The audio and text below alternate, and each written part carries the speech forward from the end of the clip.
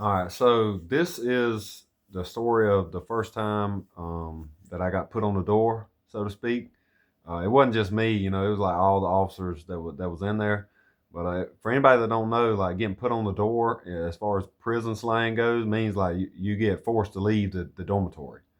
Okay, and most of the time that's a thing that only the inmates do with one another. But there was crazy stuff going on at Telfair, even from the day I started. So this particular time, yeah, we got put on the door in C1.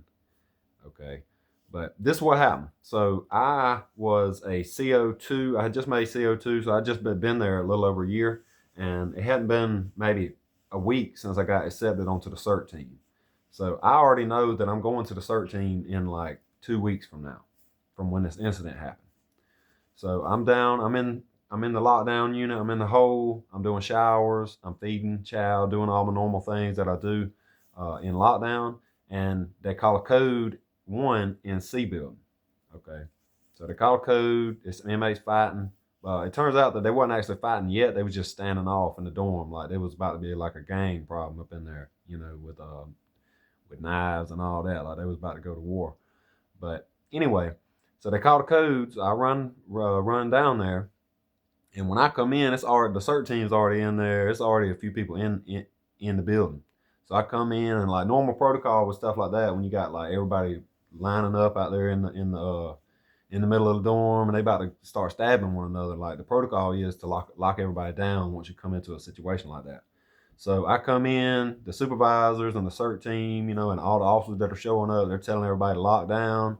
And these guys are like, when we came in, like it was almost about to go when we came in. So these guys are like already hyped up. They're ready to start fighting one another. So when we was all telling them to lock down, there was a bunch of guys that was like, "Nah, we're gonna do this thing, whether y'all in here or not," type of thing. And then they started telling us we had to go. And then when they started saying that, um, the captain at the time yelled out for all the females to get out of the dormitory. So he was telling all the female officers like, "Get out of here," type of thing. And we all on the bottom range in the building in C1. So the captain yells out, tells all the females to go, and everybody got up out from in there. So a few of the males got up, left too. So what you ended up with, like there was like maybe 10 to 12, 15, maybe at the most male officers in there, and I was one of them. So we were lined up in the middle of the dorm, across from these other guys. We were telling them to lock down and all this, and they wasn't doing it. So as I'm standing there, I'm like shoulder to shoulder with these other guys. I'm like way over to the left, so I'm by the showers and stuff in C1 for anybody that like knows anything about the way dormitories are set up. So I'm by the showers, and this guy comes down off the top range, and I noticed like I don't know him like that, but I know who he is. He comes down off the top range. He jumps off the top range and pulls a shank out.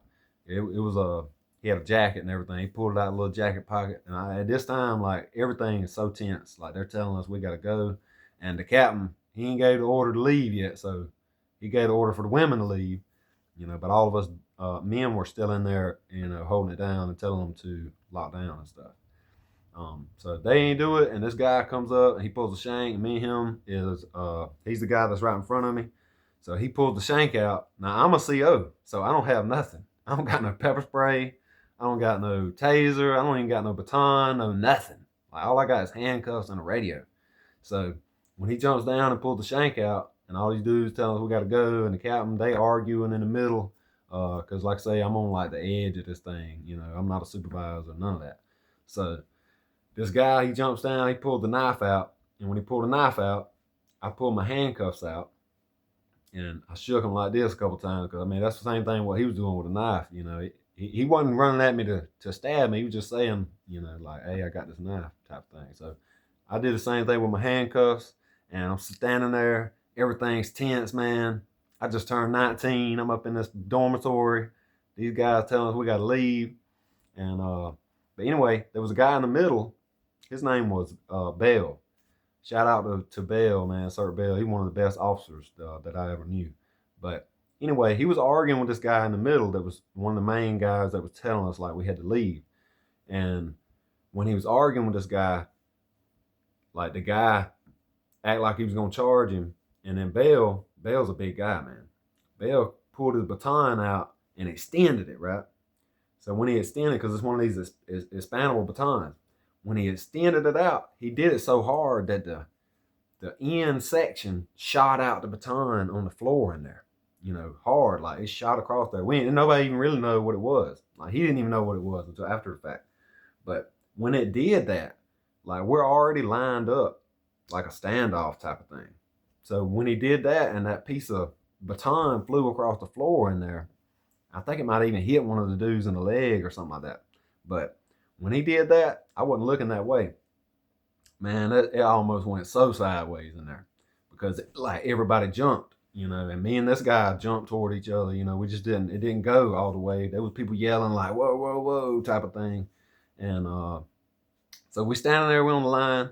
After that happened, and like there was like a 5-second stint there where like it almost went downhill up in there with us and the inmates because like everything was already tense, and then that thing happened where this piece of the baton flew out there, and but anyway, after that little 5 seconds of tenseness there, the captain was like, "All right, y'all, we start backing out," type of thing, and we started backing out. I was with the guys that I was with on the edge there, and this guy that was in front of me, we kind of stayed eyes locked and stuff until we got toward the door. And we went up out the door. We all left, and but the whole situation, they ended up they didn't go to war like they was going to. I guess with all that going down, like it changed the tempo of kind of what was going on, and then we went right back in. I mean, we wasn't out, but like maybe like a minute or two, something like that. And there was guys that came out in the sally port. They was talking with the captain and all this, and everything got situated, and nobody got hurt during that whole incident. Ain't nobody get stabbed, none of that. Like, so it was good in that way, but in the other way, that was my first and really only experience like that, where it was like a major standoff with like staff and inmates in the dormitory. And like I say, like it wasn't about nothing we was doing anyway. They just didn't want to lock down because they wanted to finish what had got started in there in the dorm. So stay tuned for more. I'll be telling y'all some this crazy stories that crazy stuff that was going on. There still is. And y'all pray for these people that are involved in these prisons, that are in there, the staff, the inmates, everybody. Okay, y'all pray that these inmates lay down the knives, man. Stop with the violence, because, like I'm saying, stories like this is all the time because that's really the type of environment that it is, and that's partly the Georgia Department of Corrections' fault too for letting the prisons be so insecure and for pushing all their good staff out the door. But stay tuned for more. Chase Ryle -C7P on YouTube. Like and subscribe and all the like. And we'll see y'all next time.